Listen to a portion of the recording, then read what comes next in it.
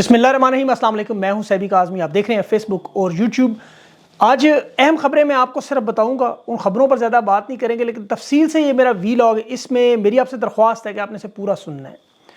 P S L کے matches میں آج فلسطین کے جھنڈے کو جس طرح پنجاب پولیس لہرانے نہیں دے رہی، آئی ایم ایف کی شرائط میں کیا یہ بھی شامل ہے؟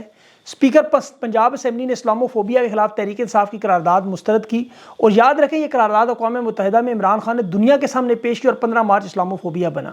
اس خبر کو ضرور پوسٹ کریں، یہ سیاسی معاملہ نہیں ہے۔ قومی اسمبلی میں آج ایک بل پاس کیا گیا جس میں پہلی شق فلسطین کے حوالے سے، غزہ کے حوالے، لیکن اس کے نیچے جو 7 شقیں تھیں وہ کسی نے نہیں بتائی، وہ میں آپ کو تفصیل سے بتاتا ہوں تحریک انصاف نے کیوں انکار کیا۔ ناجائز وزیر اعظم شہباز شریف کی آج امریکی سفیر سے ملاقات، آئی ایم ایف کے جو اقتصادی اصلاحات کا معاملہ ہے اس پر بات چیت ہوئی۔ وزیر خزانہ کے پہلے بیان پر آئی ایم ایف نے رگڑ کے رکھ دیا، جو اعلامیہ دیا وہ پسند نہیں آیا۔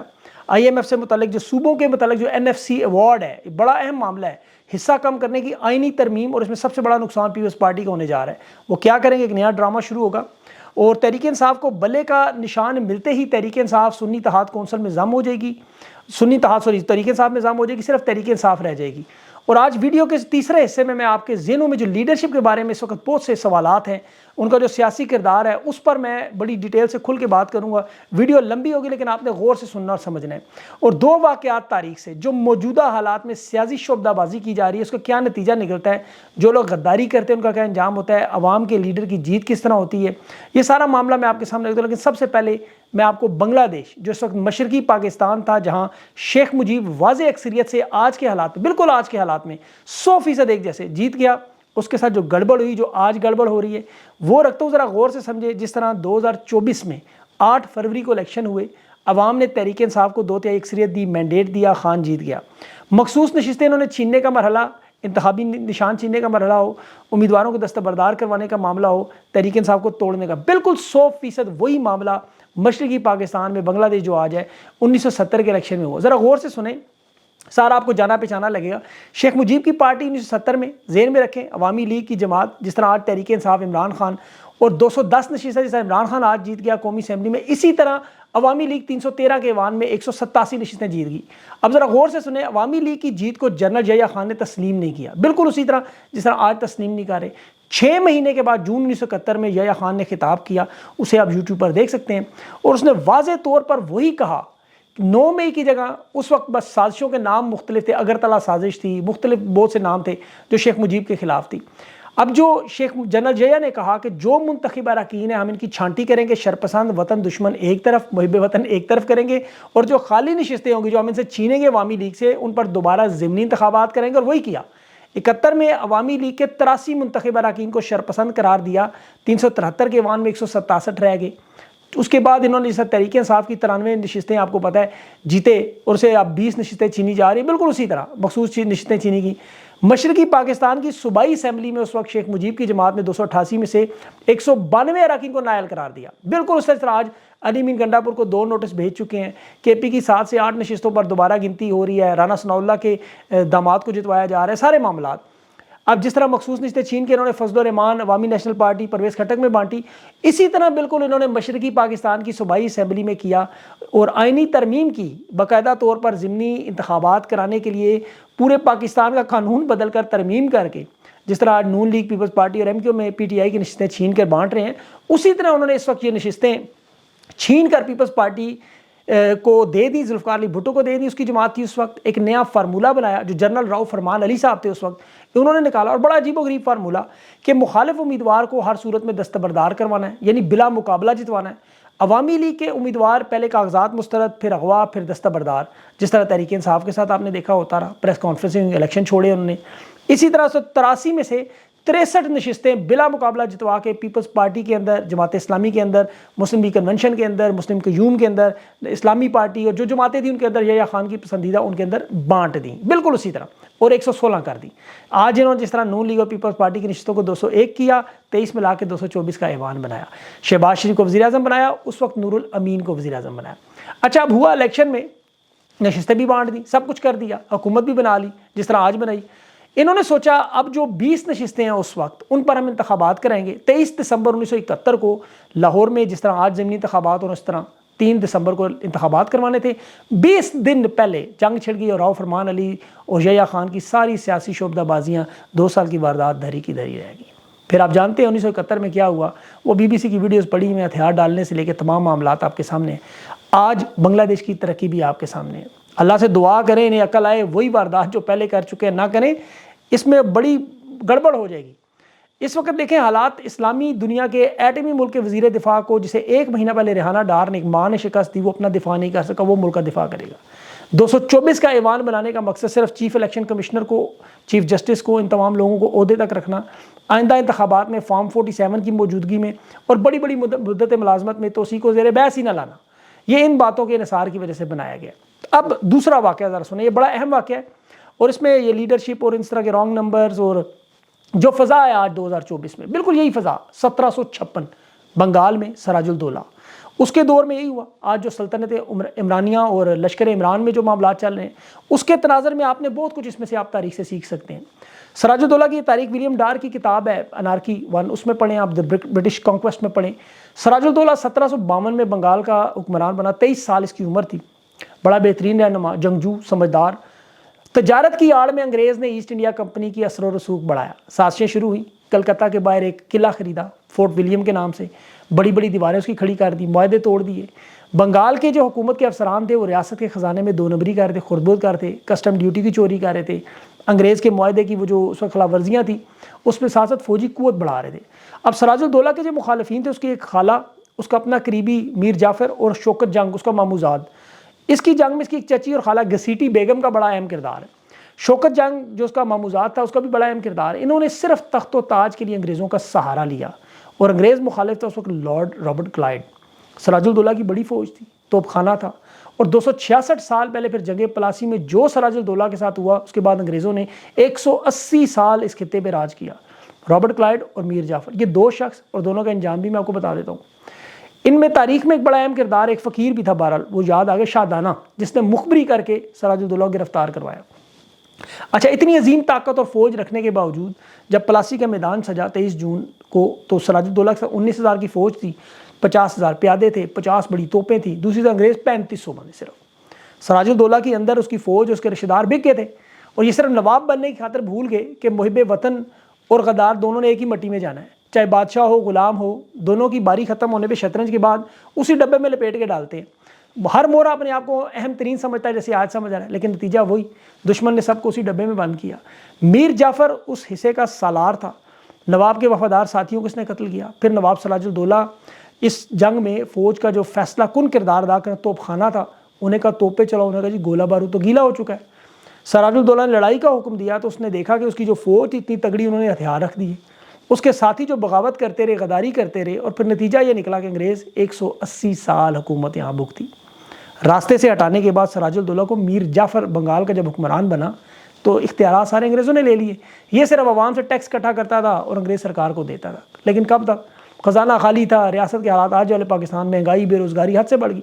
پھر میر جعفر کو اٹھایا, اس کا داماد میر قاسم لگایا, پھر وہ ناکام, پھر دوبارہ میر جعفر کو لائے جیسے شہباز شریف, سیم سٹوری بالکل سیم. لیکن نفرت عوام کی اس لیول تک پہنچ چکی تھی جو انگریز لائے خود سے منہ پر گالیاں دیتے تھے, گندی منہ پر میر جعفر کو گالیاں دی جاتی تھی. اس کے بیٹے کو بیکار نوجوان کتا تک کہا جاتا تھا. اب میر جعفر خود حفیم کے نشے میں مبتلا ہوا, بات بات پہ گالیاں دیتا تھا, عوام کے دلوں سے دور ہوا. اور پھر حالت یہ ہوگی اس فوج کی جو اس نے بنائی کہ تنخواہ دینے کے قابل نہیں رہے, فوج میں بغاوت شروع ہوگی. اور وہ فوج جو سراج الدولہ کے دور میں ایک بہترین فوج, بہترین کپڑے, ہتھیار, سواری, گھوڑے, وہ سراج الدولہ کے جانے کے بعد افسران پھٹے پرانے کپڑوں میں مسکین بنے ہوئے تھے. پلاسی کے 3 سال کے اندر اندر ہندوستان کی سب سے امیر شہروں کی جو شہر تھا وہ غربت کے دہانے پر آ گیا. اور سراج الدولہ کے مارنے کے بعد جو میر جعفر کے ایک ایک ہاتھ میں 6 کڑے پہنتا تھا سونے کے, اور مالائیں لٹکاتا تھا, موسیقی سنتا تھا, وہ بالکل ایک ملنگ بنا ہوا اس کے حالات ہو گئے. عوام چونکہ نفرت کرتی تھی. اس کا اپنا بیٹا میران میر جعفر نواب سراج الدولہ کے خاندان کے 300 اہم لوگوں کی انہوں نے جانیں لی. وہ ایک چھوٹی سی کتاب رکھتا تھا, اس میں نام لکھتا رہتا تھا. تو بڑی قسم پرسی کی حالت میں یہ لوگ بھی مرے سارے. ان کا انجام اگر آپ نے دیکھنا ہے، ہندوستان میں نمک حرام ڈیوڑی ہے، وہاں پر لوگ گزرتے ہوئے تھوکتے ہیں لازمی، یہ لازمی ہے ہر عوام وہاں کے لوگوں کے لیے. تو دل و دماغ اور نظریے میں آج بھی دیکھیں پلاسی کا میموریل کمپاؤنڈ میں اور موتی جھیل کمپلیکس میں سراج الدولہ کے مجسمے اور ان کے اوپر تھوک. یہ تفصیل بتانے کا مقصد آج سلطنت عمرانی میں لشکر عمرانی کے بھی حالات کچھ ایسے ہیں. پاکستان کی سب سے بڑی پارٹی خیبر سے کراچی تک دنیا کی بلکہ ٹاپ 10 جماعتوں میں عوام نے 8 فروری کو ایک معجزہ بھی کیا، بغیر انتخابی نشان کے جیتے، بغیر الیکشن پر خرچے کے جیتے. جہاں صوبائی اسمبلی 5 کروڑ لگا کے آتا ہے، عوام نے خان کے نام پر حقیقی معنوں میں کھمبوں کو بھی جتوا دیا، جو ایسا تاریخ میں کبھی ہوا ہی نہیں. اب شاید یہ دوبارہ ہو بھی نہ سکے. پاکستان کی تاریخ میں عمران خان جیسا رہنما کبھی نہ آیا نہ آئے گا. کھیل اب وہی نئے سرے سے، وہی مار دھاڑ، وہی پریس کانفرنسیں، وہی الزامات، وہی پارٹی کے اندر غدار ڈھونڈنے کا معاملہ، وہی ایک دوسرے کی ٹانگیں کھینچنے کا معاملہ، وہی جتھے بنا کر اپنی 1.5 اینٹ کی مسجدیں اپنے اپنے نوابی کے لیے. تو ہر بار اگر بات ایک جیسی ہو تو پھر نتیجہ بھی ایک جیسا نکلتا ہے. کھیل ختم ہو، بسات سمٹے، تمام مورے ڈبوں میں بند. جو معاملہ جنگ پلاسی سے شروع ہوا اس کا بھی نتیجہ پھر یہی نکلنا ہے. رابرٹ کلائیو جیسے لوگوں کو فائدہ ہوگا، اور خدا نخواستہ میر جعفر جیت گیا، سراج الدولہ ہار گیا، تو جیت تب بھی پھر لارڈ کلائیو کی ہونی ہے. میر جعفر کا اقتدار تو عارضی ہے، IMF سے پیسے لے کے ٹیکس لے کے عوام کا حشر نشر کر کے تھک جائیں گے، تو یہ سارے بھی اسی بساط میں انہی مہروں کے ساتھ ہی بند ہوں گے. لیکن اس دوران پاکستان کے اداروں کا جنازہ نکل جائے گا. اب میر جعفر کے جو ساتھی ہیں، یہ جو ایک دوسروں کے ساتھ آپ کو پتہ کر رہے ہیں، انہوں نے اپنی سیاسی قبریں کھود لی خود. ان کی سیاست کے آخری سانس بھی اسی طرح بجھ جائیں گے. جیسے سراج الدولہ ابھی اس وقت عمران خان ہے، وہ تو انشاءاللہ جیت جائے گا، وہ باہر بھی آئے گا، کامیاب بھی ہوگا. ڈر صرف اس بات کا جب وہ جیل سے آئے تو یہ نہ ہو ملک اور پارٹی اتنی کمزور ہو کہ پھر رابرٹ کلائیو کے ساتھ بیٹھنے کے علاوہ اس کے پاس سمجھوتا کرنے کوئی اور چارہ نہ ہو. اب اس تمام مشق میں عوام کا بڑا نقصان ہے. یہاں مولانا عبدالکلام آزاد کی مجھے بات یاد آ گئی. اس نے قائد اعظم محمد علی جناح سے کہا تھا کہ ہندوستان صرف تقسیم نہیں ہوگا، پاکستان بھی ہوگا، اور پاکستان پر قابض وہی لوگ ہوں گے جو آج انگریز کے غم خوار نمخوار ہیں، وہی میر جعفر فیملی. اور ان عمرا کی ایک جنت ہوگی. 99% قوم کے حالات وہی رہیں گے جو آج ہوں گے. آج جو پاکستان پر مسلط ہیں وہ واقعی انگریز کے غم خوار ہیں. امریکی سفیر شہباز شریف سے جو ملاقاتیں کر رہا ہے، IMF کے جو پیکیج لے رہے ہیں، اس کی شرائط پڑھیں. یوکرین کی جنگ اور فلسطین کے معاملہ سامنے نظر آ رہا ہے، ورنہ PSL میں فلسطینیوں کے جھنڈے سے کیا مسئلہ ہو سکتا ہے، ذرا سوچیں. اب یہ تمام پہلو کھل کر سامنے آ گئے کہ خان کو جیل میں اسی وجہ سے رکھا ہے کہ وہ باہر آ کے فلسطین پہ بات نہ کرے. آج جو قومی اسمبلی میں غزہ کے نام پر قرارداد پیش کی، جو بظاہر انہوں نے واردات فلسطین کے حق میں اسرائیل کی قرارداد پاس کرنی تھی، کہتے نہیں PTI والے مخالفت کر رہے تھے، لیکن کی منافقت دیکھیں کہ اس قرارداد کے اندر سارے وہ 7 بل تھے جو قومی اسمبلی کے لوگوں کو خود نہیں پتا کہ کیا ہے. انہیں پتہ ہی نہیں کہ کے سارے معاملات جو کس سے جڑے ہوئے ہیں، IMF اور معاشی اصلاحات.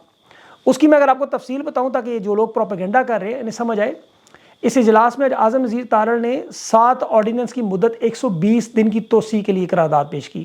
اس میں پاکستان براڈ کاسٹنگ کارپوریشن ہے، پاکستان نیشنل شپنگ کارپوریشن ہے، پاکستان پوسٹل سروس ہے، مینجمنٹ بورڈ ہے، نیشنل ہائی وے اتھارٹی، کرمنل لا کا آرڈیننس ہے، پرائیویٹائزیشن کمیشن اور ٹیلی کمیونیکیشن. یہ 7 آرڈیننس پاس کروانے کی مدت میں توسیع کی قرارداد. غزہ کے مسلمانوں کے مظالم کی قرارداد بنا کے نہیں، یہ ان کی بڑی باریک واردات تھی. یہ کلپ کاٹ کے لوگوں کو ضرور دکھائیں جو ان کے سہولت کاروں نے انہیں پکڑا دیا کہ یہ آج آپ نے پیش کرنا ہے، بنا پڑھے سے منظور کروا دیں. تو حقیقت میں تو دیکھیں ایک جھنڈا فلسطین کا یہ اپنے اسٹیڈیم میں برداشت نہیں کر سکتے جبکہ پوری دنیا کے فٹ بال اسٹیڈیم میں ہوتا ہے. یہ باقاعدہ اسرائیل کی مدد کر رہے ہیں، ملاقاتیں کر رہے ہیں، پشت پناہی کر رہے ہیں، تسلیم کرنے کے مشن پہ ہیں. یہ ایسے خفیہ ملاقاتیں بھی ہیں ان کی. یہ ڈونلڈ بلوم وغیرہ سے ملاقاتیں، اسی کا تسلسل ہے، اس کی تاریخ پڑھیں وہ کون ہے. اب اس ویڈیو کے آخری تیسرے حصے میں PTI کی لیڈرشپ کے معاملات، کیونکہ بہت سے سوالات ہیں آپ کے ذہن میں، ویڈیو لمبی ہو جائے گی لیکن آپ نے دیکھنی ہے پوری. PTI دیکھیں ان کا بڑا اہم معاملہ ہے، سب سے اہم معاملہ جو پورے پاکستان کو خان کی رہائی. بار بار سوال ہوتا ہے لیڈرشپ کی نااہلی ہے، کیوں عملی اقدامات نہیں اٹھا رہے، غدار کون ہے، حقدار کون ہے، سینٹ میں کون آئے گا، قومی اسمبلی میں کون آئے گا، خان کا فیصلہ کیا ہے، کس کے فیصلے پہ تنقید کریں، کس کے ساتھ کھڑے ہوں. یہ وہی حالات ہے جس سے ہم گزرے جو میں نے ابھی آپ کو سارے بتائے. تاریخ اوراق سے میں نے اسی لیے آپ کے سامنے دونوں باتیں نکالی کیونکہ یہ اب جمہوری دور میں ہم رہ نہیں رہے، مارشل لا پلس ہے، اور یہاں نشانہ براہ راست عمران خان اور اس کی سیاسی جماعت ہے. لوگ یہ سمجھ رہے ہیں کہ یہ معاملہ جو ہے وہ صدر، وزیر اور چیئرمین سینٹ کو ختم ہوگا، لیکن یہ معاملہ سینٹ اس کا تھا ہی نہیں. یہ معاملہ پنجاب میں، وفاق میں مخصوص نشستوں کو چھین کے 250 کے قریب کرنے کے ایسے ممبران جو اس وقت بھی 250 سے زیادہ اسٹیبلشمنٹ کے جو اسمبلیوں میں پہنچ چکے ہیں. یاد رکھیں یہ میں نے آپ کو سراج الدولہ کی پوری تفسیر اسی لیے بتائی. ان لوگوں کے اندر ایمان، ضمیر، خوف خدا کوئی چیز نہیں ہے، ورنہ یہ حلف ہی نہ اٹھاتے اللہ کے نام کے نیچے. PTI میں اسٹیبلشمنٹ کے بھی بھرتی ہوئے لوگ ہیں، پہلے بھی برا وقت آیا، کچھ بھاگ گئے، کچھ ایسے ہیں جو کھڑے ہیں، کچھ ایسے بھی چاہتے ہیں خان باہر نہ آئے. اس لیے عوام کی ذمہ داری بہت بڑھ گئی ہے، اور بہت زیادہ بڑھ گئی ذمہ داری ہم جیسے لوگوں کی. 4 گنا کام بڑھ گیا۔ اب دیکھیں الیکشن میں جو ہم نے کیا عوام کو سمجھانے کے لیے، درست سمت کے لیے، اب یہ معاملہ بھی سمجھانا ہے۔ اسٹیبلشمنٹ نے جو نشستیں دی ہیں، انہیں کہا گیا آپ بڑی بڑی تقاریر ضرور کریں، ہمارے خلاف بھی باتیں کریں، لیکن جب آپ کو کام دیا جائے گا آپ نے وہ کر دینا ہے۔ اور ان سب لوگوں کا کوئی نہ کوئی ایسا مسئلہ ہے، کوئی بلیک میل ہو رہا ہے، بیانات بھی دے رہے ہیں، کیونکہ ویڈیوز بھی موجود ہیں، کیونکہ کرپشن کی فائلیں بھی ہیں، اور کچھ ایسے بھی ہیں جو رانگ نمبر نہیں ہیں، بالکل نہیں ہیں، نہ ہی وہ اسٹیبلشمنٹ کے ساتھی ہیں، لیکن ان کے اندر قابلیت نہیں ہے۔ میں مثلا ایک بندے کی بات، بیرسٹر گور کی، چیئرمین بنے، بڑے زبردست وکیل ہیں، لیکن یہ جماعت بہت بڑی ہے، تحریک انصاف، ان کا کوئی تجربہ نہیں، یہ کبھی اسمبلی میں نہیں گئے، ان کے اندر قاعدانہ صلاحیتیں نہیں ہیں جو ایک بڑی جماعت چلانے کے لیے ہوتی ہے۔ تحریک انصاف کو خان چلا سکتا تھا، یہاں مجبوراً یا کوئی نہ کوئی روایتی سیاستدان شاہ محمود قریشی جیسا جس کے پاس قیادت ہو اور وہ رانگ نمبر نہ ہو۔ اسمبلی میں ان کی جو موجودگی ہے، وہ سب جانتے ہیں کہ تحریک انصاف نے جو الیکشن لڑا، پورا پاکستان جانتا ہے کہ کسی صورت میں نے جیت کر حکومت تو نہیں دینی تھی، یہ سب کو پتا تھا۔ اصل مقصد ان کا اس لڑائی میں ایک لڑائی تھی جو پورا ہو گیا، عوام ان کے ساتھ کھڑی تھی، دیکھنا تھا۔ اب عوام نے الیکشن اس لیے نہیں لڑا کہ پارٹی کے اندر اپوزیشن لیڈر یا بڑے بڑے عہدوں کے لیے لڑیں۔ ماضی میں تو یہ یقین کریں ان کا بڑا پیسہ لگتا تھا، اسمبلی میں جب آتے تھے اسمبلی کو توڑنا یا نکلنا بڑا مشکل تھا، 10 کروڑ کم از کم لگتا تھا خرچہ۔ اب قومی اسمبلی کے الیکشن میں اتنا پیسہ لگا کہ مہینے بعد آپ کے اسمبلی توڑ دو، ان کی تو کمر معیشی ٹوٹ جانی تھی۔ اس لیے اس دفعہ تو پیسہ بھی کوئی نہیں لگا اور ووٹ بھی خان کے نام پہ ملا، کچھ کرنا بھی نہیں پڑا۔ ان کی اسمبلی میں موجودگی سے کوئی فرق نہیں پڑتا۔ میرے خیال میں اگر اسمبلی سے نکل بھی جائے سارے، جو کہ کوئی مشکل کام نہیں، تو ان کے پاس کوئی ایسا معاملہ نہیں، ایک بڑا ہتھیار موجود ہے استعفے کی صورت میں، لیکن وہ آخری حل ہوگا، اس سے پہلے نہیں۔ ابھی جو پی ٹی آئی کی قیادت ہے، دیکھیں وکلا ہیں، بلکہ خان کے فیصلوں پر بھی اب جو لوگ کچھ نکتہ چینی شروع کر دی ہے۔ حقیقت اگر آپ بیٹھ کے غور سے سنیں تو مخصوص نشستیں نہیں ملی، فارم 47 کی حکومت بنی، بلے کا نشان چھنا، سپریم کورٹ کے افسران کو RO جلیے، خان کے مقدمات میں دفاع نہیں کرنے دیا، فوجی ٹرائل جو شروع ہوئے، 90 دن کے الیکشن ہوں، آفیشل سیکرٹ ایکٹ ہو، عارف علوی کی جو منظوری کے بغیر ہوا، توشہ خانہ کیس سے لے کے سائفر تک دیکھیں، 9 مئی کے فالس فلیگ سے لے کر پنجاب کے 90 دن کے الیکشن تک دیکھیں، ان کی اسمبلیاں توڑنے، سندھ میں لوٹے ہاؤس کٹھے کرنے سے لے کے جنرل باجوہ خان کے جو وشواس گھات جو کمر میں چھرا مارا اس واردات تک، مولانا شیرانی کی جماعت سے مجلس بات مسلمین تک اتحاد و نظریاتی گروپ بلے باز والا، یہ ساری جو آپس کی لڑائیاں ہیں، سب کو دیکھیں تو قیادت، لیگل ٹیم اور خان کو بھی کچھ لوگ ان کو سوروار بنانے کی بات کرتے ہیں۔ آپ دل پہ ہاتھ رکھ کے سوال پوچھیں کہ کیا عدالتیں آئین اور قانون انصاف فراہم کرنے پر تیار تھے؟ ٹرائل کورٹ سے لے کے سپریم کورٹ تک، دلاور جج سے لے کے قاضی فائز تک، یہ لوگ انصاف دینے پہ تیار تھے؟ اگر وکیل محمد علی جناح بھی ہوتے تو کیا انہوں نے فیصلے بدلنے تھے؟ انتظامیہ نے تحریک انصاف کو لیول پلینگ فیلڈ دینی تھی؟ کیا اسٹیبلشمنٹ نیوٹرل تھی؟ الیکشن کروانے میں کیا ان کا کوئی ایسا کردار نہیں تھا؟ اگر آپ کو ان تمام سوالوں کا جواب ہاں ہے تو پھر مسئلہ آپ سمجھ سکیں، ورنہ میرے خیال میں آپ کو ہوش سے یاد رکھیں، میر جعفر بھی موجود ہے، اس کا بیٹا امیران بھی موجود ہے، اور رابرٹ کلائڈ بھی موجود ہے، سراج الدولہ کی چچی اور خالہ گسیٹی بیگم بھی ہے، وہ تمام سراج الدولہ کے فوجی بھی ہیں جو بکنے کو تیار تھے، اس میں کوئی شک نہیں۔ لیکن کیا سراج الدولہ کو اللہ نے زندگی دی ہے، اس کے ساتھ عوام ہے؟ بالکل ہے۔ تو اس لیے آپ نے اپنا دل نہیں چھوٹا کرنا، یہ لڑائی چلتی رہے گی، انشاءاللہ جیتا اس دفعہ کے سراج الدولہ کی ہوگی۔ اپنا خیال رکھیں، مجھے اگلے اہم انٹرویو تک کے لیے اجازت دیں، بڑا اہم انٹرویو ضرور چیک کیجیے گا۔ اللہ حافظ۔